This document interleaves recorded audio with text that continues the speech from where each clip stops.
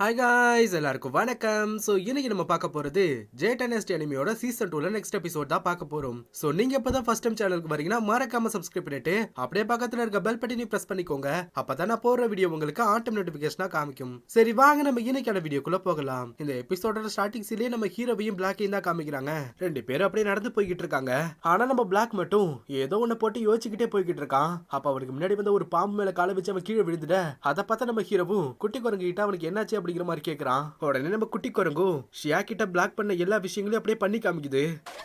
மழை பெய்யுது, கொடைய குடுக்கறது, அதை கெட்ட குட்டி குரங்கு ஆமான்னு சொல்லிட்டு அப்படியே நான் பண்ணி காமிச்சுக்கிட்டு இருக்க. இதெல்லாம் பார்த்த பிளாக்கும் இந்த குரங்குக்கு பைத்தியம் பிடிச்சிருக்கு. ஆனா அதை கெட்ட குட்டி குரங்கு நம்ம பிளாக் அப்படியே படிச்சு காமிச்சிட்டு நேரா ஹீரோ மேலே ஏறி உட்காந்துருது. ஏ சைஃபங், நீ ஏன் என்ன அப்படி பாக்குற? அப்ப அதை கெட்ட ஹீரோ சொல்றான், கடுமையா மழை பெஞ்சுக்கிட்டு இருந்துச்சு, அதனால நீ உன்னோட கொடைய அந்த ஃபார்ச்சூன் டெல்லிங் பண்ற பொண்ணு கிட்ட கொடுத்துருக்க, அதான விஷயம் அப்படிங்கிற மாதிரி ஹீரோ கேட்க அதை கெட்ட குட்டி குரங்கு ஆமா ஆமான்னு சொல்லி கத்திக்கிட்டு இருக்கு. அப்ப நம்ம பிளாக்கும் நேரா ஹீரோ கிட்ட தான் வந்து பேசிக்கிட்டு இருக்கான். இங்க பாரு சைஃபங், நீ ஒண்ணு தப்பால நினைக்காத. நான் பிறக்கும் போதுல இருந்து ரொம்பவும் கெட்டவன். இது வரைக்கும் நான் 800 இல்ல ஒரு 1000 பேரனாச்சும் கொண்டு இருப்பேன். அப்ப அதை கெட்ட ஹீரோவும், இங்க பாரு, நீ இது வரைக்கும் எத்தனை பேரை கொண்டு இருந்தாலும் அதை பத்தி எனக்கு கவலை இல்ல. அப்புறம் நீ அந்த பொண்ணுக்கு கொடை கொடுத்ததுனால எனக்கு அதுல எந்த ஒரு பிரச்சனையும் இல்ல. ஏன்னா அந்த பொண்ணுக்கு எனக்கும் எந்த ஒரு சம்மதமும் இல்ல. ஆனா ஒரு விஷயம் மட்டும் எனக்கு ரொம்ப ஆச்சரியமா இருக்கு. எதுக்காக நீ அந்த பொண்ணுக்கு முன்னாடி நீ ஒரு ஹீரோவா தெரியணும்னு ட்ரை பண்ணிக்கிட்டு இருக்க? அப்ப அதை கெட்ட நம்ம பிளாக்கும், என்ன நான் போய் ஹீரோவா இருக்க ட்ரை பண்ணிக்கிட்டு இருக்கேனா? நான் ஒரு மோசமான கெட்டவன். அப்படி இருக்கும்போது நான் எதுக்காக அந்த பொண்ணுக்கு முன்னாடி ஒரு ஹீரோவா இருக்க ட்ரை பண்ண போறேன்? அது மட்டும் இல்லாம அந்த பொண்ணு அவ உண்மையை சொல்ல போனா அவ ரொம்ப அழகா இருக்கா. அடைச்ச நான் என்னத்த சொல்லிக்கிட்டு இருக்கேன். ஆமா இவன் எங்க போனா? ஏ சைஃபங் சைஃபங் அப்படிங்கிற மாதிரி கத்திக்கிட்டே நம்ம பிளாக் இங்க இருந்து கிளம்பிக்கிட்டு இருக்கான். அதே நேரத்துல இங்க நம்ம ஆளுங்களை தான் காமிக்கிறாங்க. நம்ம ஆளுங்க எல்லாரும் இன்னும் அந்த கல்ட்டோட ஷாங்சியாங் பிரிவை சேர்ந்தவங்களை தான் அப்படியே ஃபாலோ பண்ணிக்கிட்டே வந்துகிட்டு இருக்கானுங்க. ஆனா இப்ப இவங்க வந்திருக்க இடம் முழுக்க புதை மணல்களா இருக்கு. அதனால ஃபெங் பள்ளத்தாக்க சேர்ந்த ஒரு சில பேர் அந்த புதை மணலுக்குள்ள அப்படியே மாட்டிக்கிறாங்க. அப்ப அதை பார்த்த நம்ம ஆளுகளும் சடனா அவங்களோட பவர்ஸை யூஸ் பண்ணி அங்க இருக்க முக்காவாசி பேரை காப்பாத்திடுறாங்க. ஆனா ஒரு சில பேர் அந்த மணல்குள்ள மாட்டி அப்படியே இறந்து போயிடுறாங்க. அப்ப இதெல்லாம் பார்த்த கிங்யூன் பிரிவோட சீனியர் டிசபிள் சொல்றான், அந்த கல்ட்டோட ஃபேங்சியாங் பிரிவை சேர்ந்தவனுங்க நம்மள ட்ராப் பண்ணணும் அப்படிங்கிறதுக்காக தான் வேணும்னே இந்த இடத்துக்கு கூட்டிட்டு வந்திருக்கானுங்க. இது எல்லாமே அந்த ஷாங்சியாங் பிரிவோட மாஸ்டரோட பிளானா தான் இருக்கும்னு நினைக்கிறேன். அது மட்டும் இல்லாம இதுக்கு மேல நம்ம அஜாக்கிரதையா முன்னேறி போக முடியாது. அப்ப இந்த இடத்துக்கு வந்த மாங்கும் நேரா சீனியர் டிசபிள் கிட்ட தான் வந்து பேசுறான். சீனியர் டிசபிள், இப்ப நீங்க என்ன முடிவு எடுத்திருக்கீங்க? அதை கெட்ட அவனும், அது வந்து இப்ப ரொம்ப தாமதம் ஆயிடுச்சு, இன்னும் கொஞ்ச நேரத்துல இந்த இடம் முழுமையா இருட்டாயிடும். அப்படி இருக்கும்போது நம்ம முன்னேறி போனா அது நம்ம எல்லாரோட உயிருக்கு தான் ஆபத்து. அதனால நாம எல்லாரும் இந்த இடத்துல கேம்ப் போட்டு இருந்துட்டு எதுவா இருந்தாலும் நம்ம காலையில பாத்துக்கலாம் அப்படிங்கிற மாதிரி அவன் சொல்ல, அதை கேட்டாங்க இருந்தா மத்தவங்களும் இதுக்கு ஒத்துக்கிறாங்க. அப்ப அதே நேரத்துல இங்க ஷாங்சியாங் செக்டோட லீடர் தான் காமிக்கிறாங்க. ஆக்சுவலா இந்த ஷாங்சியாங் செக்ட் வீழ்ச்சி அடைகிறதுக்கு முக்கியமான காரணம் என்னன்னா, சீசன் 1ல கல்ட்டோட எல்லா செக்டர்ஸ் அந்த மாஸ்டர்ஸும் ஒன்னா சேர்ந்து நம்ம கிங்யூன் பிரிவு மேல அட்டாக் பண்ணி இருந்திருப்பாங்க. அப்ப கிராண்ட் மாஸ்டர் பண்ண டிவைன் ஸ்வார்ட் ஃபார்மேஷன்ல இவரோட ஒத்த கை போயிருந்திருக்கும். அதுக்கப்புறம் தான் இந்த செட்டை மொத்தமா வீழ்ச்சி அடைஞ்சிருக்கும். அப்ப அதே நேரத்துல இங்க வந்த ஷாங்சியாங் செட்டோட டிசபிள்ஸ் எல்லாம் சொல்றானுங்க, தலைவரே, கல்ட்டோட 3 பிரிவை சேர்ந்த யங் மாஸ்டர்ஸும் இப்ப எங்க போனாங்கன்னு தெரியல. ஆனா அவங்க 3 பேரும் சாதாரண ஆளுங்க மட்டும் கிடையாது. ஒருவேளை அந்த 3 பேரையும் நம்ம சமாளிக்கலனா அதுக்கப்புறம் நமக்கு தான் பெரிய பிரச்சனை வர வாய்ப்பு இருக்கு அப்படிங்கிற மாதிரி அங்க வந்த ஒருத்தவ சொல்லிக்கிட்டு இருக்க. அப்ப இதை கேட்ட அந்த ஷாங்சியாங் பிரிவோட தலைவரும், இதுக்கு மேல நம்மளால பின்வாங்க முடியாது, முதல்ல அந்த நீதிமான்கள் மேல நம்ம ஃபோக்கஸ் பண்ணுவோம். நாம எப்படியாவது வெளியே தோன்ற போற அந்த ரேரான ட்ரெஷரை நம்ம அடைஞ்சாகணும். இந்த விஷயத்துல நம்ம மொத்தமா இறங்கியாச்சு. அப்படி இருக்கும்போது இதுக்கப்புறம் நம்ம யாரை பார்த்து பயப்பட போறது கிடையாது. சரி, நீ முதல்ல நம்மளோட சீடர்களை இங்க இருந்து கூட்டிட்டு போய் நம்மளோட திட்டத்தை செயல்படுத்து. என்ன நடந்தாலும் அதை நாமளே ஃபேஸ் பண்ணலாம் அப்படிங்கிற மாதிரி இவர் சொல்லிக்கிட்டு இருக்க. சோ இந்த இடத்துல எப்படி சீன் கட்டாக அடுத்த சீல நம்ம லியானா தான் காமிக்கிறாங்க. அவங்க கேம்ப் போட்டிருக்க இடத்த சுத்தி ஏதாவது ஆபத்து இருக்கான்னு அவ அப்படியே செக் பண்ணி பாத்துக்கிட்டு இருக்கான். சீனியர், நாம இருக்க இடத்த சுத்தி நான் நல்லாவே செக் பண்ணி பார்த்துட்டேன். இந்த இடத்துல எந்த ஒரு ஆபத்து இல்ல. அதை கேட்ட நம்ம சீனியர் டிசபிளும் சரின்னு சொல்லிட்டு தியானின் கோயில சேர்ந்தவங்க நம்ம லூசி அப்புறம் ஃபெங் பள்ளத்தாக்க சேர்ந்தவங்கன்னு எல்லார்கிட்டையும் ஏதோ ஒரு விஷயத்த ரகசியமா அப்படியே சொல்லிக்கிட்டு இருக்கான். சீனியர்லி, எனக்கு தெரிஞ்சு நாம இந்த இடத்துல ரொம்ப அலட்சியமா இருக்க கூடாது. ஏன்னா அந்த கல்ட் குரூப்பை சேர்ந்தவனுங்க எப்ப வேணாலும் நம்மள வந்து அட்டாக் பண்ணலாம். அதனால நம்ம எல்லாரும் கொஞ்சம் ஜாக்கிரதையா இருக்கிறது நமக்கு நல்லது. அப்ப அந்த ஃபெங் பள்ளத்தாக்க சேர்ந்தவனும், சீனியர், நீங்க ஒண்ணு கவலைப்படாதீங்க, நமக்கு இந்த இடத்துல எந்த ஒரு பிரச்சனையும் வராது. அதனால நம்ம போய் எல்லாரும் ரெஸ்ட் எடுக்கலாம். எதுவா இருந்தாலும் நாளைக்கு காலையில பேசிக்கலாம் அப்படிங்கிற மாதிரி சொல்ல, அப்ப அதே நேரத்துல இங்க நம்ம ஹீரோவை தான் காமிக்கிறாங்க. அவ தூரத்துல இருந்து அங்க நடக்கிற எல்லா விஷயங்களையும் அப்படியே பாத்துக்கிட்டு இருக்கான். இப்போ இந்த இடத்துல நடக்க போற விஷயங்கள் ரொம்பவும் இன்ட்ரெஸ்டிங்கா இருக்க போகுது. சாங்ஷியாங் பிரிவை சேர்ந்தவனுங்களும் நீதிமான்களும் கிட்டத்தட்ட இந்த இடத்துல 2 நாட்களா ஃபைட் பண்ணிக்கிட்டு இருக்கானுங்க. ஆனா இப்போ சாங்ஷியாங் பிரிவை சேர்ந்தவனுங்க ரகசியமா அவங்களோட படைகளை திரட்டி இன்னைக்கு நைட் நிச்சயமா அவனுங்க நீதிமான்களை அட்டாக் பண்ணுவானுங்க. அப்ப அதே நேரத்துல இங்க சாங்ஷியாங் பிரிவோட லீடர் தான் காமிக்கிறாங்க. நம்ம ஹீரோ சொன்ன மாதிரியே தான் இப்ப இந்த இடத்துல இருக்க நம்ம ஆளுங்களை அட்டாக் பண்றதுக்காக இவன் படையெல்லாம் திரட்டிக்கிட்டு தயாரா இருக்கான். அப்ப அவன் சொல்றான், கண்டிப்பா இவனுங்க யாரையும் நம்மளால பகல்ல தோக்கடிக்க முடியாது. அதனால நம்மளோட மூவ நம்ம நைட்டு தான் பண்ணி ஆகணும். இன்னைக்கு இந்த இடத்துல இருந்து அவனுங்க யாருமே உயிரோட போக கூடாது. அது மட்டும் இல்லாம அவனுங்களை கொன்னு நாம நம்மளோட முன்னோர்களுக்கு அவனுங்க எல்லாரையும் காணிக்கையா கொடுத்தாகணும் அப்படிங்கிற மாதிரி சொல்லிட்டு எல்லாரும் போய் அட்டாக் பண்ணுங்க அப்படிங்கிற மாதிரி கத்துறான். அப்ப அதை கேட்ட ஷாங்சியாங் பிரிவோட எல்லா டிசபிள்ஸும் இந்த இடத்துல இருக்க நம்ம ஆளுங்களை சடனா வந்து அட்டாக் பண்ண ஆரம்பிக்கிறானுங்க.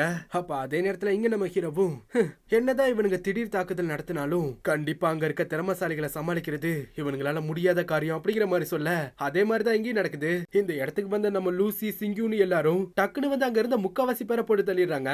இத பார்த்த ஃபேங்ஷியாங் பிரிவை சேர்ந்த எல்லாரும் அப்படியே ஷாக் ஆகி போய் நின்னுக்கிட்டு இருக்க. அப்ப சீனியர் டிசபிள் சொல்றான், நீங்க எல்லாரும் இப்படி பண்ணுவீங்கன்னு தெரியும். அதுக்காக தான் நீங்க வர்ற வரைக்கும் உங்க எல்லாருக்காகவும் நாங்க காத்துக்கிட்டு இருந்தோங்க அப்படிங்கிற மாதிரி அவ சொல்ல அப்ப அந்த இடத்துல 2 சைட சேர்ந்தவங்களுக்கு அந்த இடத்துல ஒரு மிகப்பெரிய போரே நடந்துகிட்டு இருக்கு.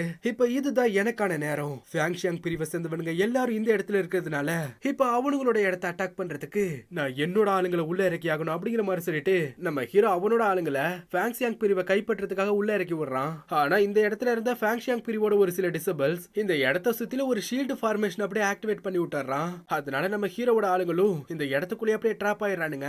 அது மட்டும் இல்லாம அந்த ஷீல்டு ஃபார்மேஷனுக்குள்ள இருந்து நம்ம ஹீரோவோட ஆளுங்க எல்லாரையும் பயங்கரமான அட்டாக்ஸ் எல்லாம் வந்து அட்டாக் பண்ணிக்கிட்டு இருக்கு. இவனுங்களும் என்ன பண்றதுன்னு தெரியாம அந்த இடத்துல ஷீல்ட போட்டு அவங்களை அட்டாக் பண்ண வர எல்லா அட்டாக்கையும் அப்படியே தடுத்துக்கிட்டு இருக்கானுங்க. அதே நேரத்துல இங்க போர் நடந்துகிட்டு இருக்க இடத்தை தான் காமிக்கிறாங்க. இந்த இடத்துல நம்ம சிங்கியூல அவனோட ஸ்வாட பயன்படுத்தி அங்க இருக்க எல்லாரையும் பயங்கரமா அட்டாக் பண்ணி போட்டு தள்ளிக்கிட்டு இருக்கான். ஆனா இப்ப இந்த இடத்துக்கு வந்த ஷாங்சியாங் பிரிவோட லீடர் அவகிட்ட இருக்க ஒரு இங்யாங் மிரரை பயன்படுத்தி நம்ம சிங்கியோட அட்டாக்க தடுத்தது மட்டும் இல்லாம திரும்ப அவனையும் பயங்கரமான ஒரு அட்டாக் பண்ணி விட்டுறான். அப்ப இந்த இடத்துக்கு வேகமா ஓடி வந்த ஒருத்தவன் சொல்றான், மாஸ்டர் நம்ம ஆளுங்கள்ல முக்காவாசி பேர் செத்து போயிட்டாங்க. இப்ப நம்ம என்ன பண்றது? பின்வாங்கிறது மட்டும்தான் நமக்கு இருக்க ஒரே வழி. அப்ப ஃபெங் பலத்தாக்கு சேர்ந்தவனும் நம்ம சீனியர் டிசபிள பார்த்து சொல்றான், சீனியர் நீங்க நினைச்சது என்னமோ சரிதான். நீங்க சொன்ன மாதிரியே இவனுங்க நம்மள அட்டாக் பண்றதுக்கு வந்திருக்கானுங்க. ஏதோ கொஞ்சம் நம்ம தயாரா இருக்க போய் தான் இவனுங்களை நம்மளால சமாளிக்க முடிஞ்சிச்சு. ஆனா ஷாங்சியாங் பிரிவோட லீடர் அவன் ரொம்ப சக்தி வாய்ந்தவனா இருக்கான். அவனை சமாளிக்கிறதுக்கு நம்ம எல்லாரும் ஒன்னா சேர்ந்து ஃபைட் பண்ண மட்டும் தான் முடியும். அதனால எல்லாரும் வாங்க நம்ம எல்லாரும் ஒன்னா சேர்ந்து அவனோட கதையை முடிப்போம் அப்படிங்கிற மாதிரி இவ சொல்லிக்கிட்டு இருக்க. அப்ப இதை கேட்ட ஷாங்சியாங் பிரிவோட லீடரும் உங்க எல்லாருக்கும் எவ்வளவு தைரியம்னு சொல்லிட்டு அவன் அந்த இடத்துல ஒரு பெரிய ஃபார்மேஷன் ஆக்டிவேட் பண்றான். அதே நேரத்துல இங்க நம்ம ஹீரோவோட ஆளுங்களை தான் காமிக்கிறாங்க. எல்லாரும் அந்த ஃபார்மேஷனுக்குள்ள மாட்டிக்கிட்டு பயங்கரமா கஷ்டப்பட்டுக்கிட்டு இருக்க. அப்ப இந்த இடத்துக்கு நம்ம ஹீரோ என்ட்ரி கொடுக்கறான். சோ இந்த இடத்தை சுத்திலும் போடப்பட்டிருக்க இந்த ஷீல்டு ஃபார்மேஷன் இது இங் யாங் எனர்ஜியால சூழ்ந்து காணப்படுது. அதனால நம்ம ஹீரோவும் இந்த இடத்துல அப்புறம் யான் எனர்ஜியை கேதர் பண்ணி அந்த ஷீல்டு ஃபார்மேஷனை ஒரே அட்டாக் தான் அந்த ஷீல்டு ஃபார்மேஷன்ல அப்படியே தூள் தூளா பிரேக் ஆயிடுது. அப்ப நம்ம ஹீரோவை கீழே வந்துட்டு எல்லாரும் கேட்டுக்கோங்க, உள்ள இருக்க எவனும் உயிரோட இருக்க கூடாது அப்படிங்கிற மாதிரி சொல்ல அதை கேட்ட நம்ம ஹீரோவோட ஆளுங்க எல்லாரும் அங்க இருக்க எல்லாரையும் போட்டு தள்ள ஆரம்பிக்கிறானுங்க. அதே நேரத்துல இங்க ஷாங்சியாங் பிரிவோட லீடர் போட்ட அந்த ஃபார்மேஷனால அவனோட வெப்பன் இந்த இடத்துல ரொம்ப சக்தி வாய்ந்ததா இருக்கு. அதனால அவ சொல்றான், சீக்கிரம் எல்லாரும் இங்க இருந்து கிளம்புங்க, இந்த இடத்துல இருக்கிறவங்க எல்லாரையும் நான் பாத்துக்கிறேன்னு சொல்லிட்டு அவ தனியா வந்து நம்ம ஆளுங்க எல்லாரும் கூட ஃபைட் பண்றதுக்கு தயாராகிறான். என்னதான் நம்ம ஆளுங்க எல்லாரும் ஒன்னா சேர்ந்து அந்த ஷாங்சியாங் பிரிவோட தலைவர் அட்டாக் பண்ணாலும் அவர் ஒத்த கையாலேயே அவர்கிட்ட இருக்க மிரரை பயன்படுத்தி நம்ம ஆளுங்க எல்லாரையும் சும்மா அடிச்சு பறக்க விட்டுக்கிட்டு இருக்காரு. அப்போ ஒரு கட்டத்துக்கு மேல நம்ம ஆளுங்க எல்லாரும் அவர் அப்படியே நகர முடியாத மாதிரி லாக் பண்ணி வைக்க இந்த வாய்ப்பை பயன்படுத்திக்கிட்டு அந்த இடத்துல இருந்த மாங் அவரோட ஸ்பிரிச்சுவல் பாடியை வெளியே கொண்டு வந்து அந்த ஷாங்சியாங் பிரிவோட லீடரை ஒரு பயங்கரமான அட்டாக் பண்ண ஆனா அவன் அதுல இருந்து சும்மா அசால்ட்டா தப்பிச்சிடறான். இருந்தாலும் அவனுக்கு கொஞ்சம் காயங்கள் ஏற்பட்டிருக்கு.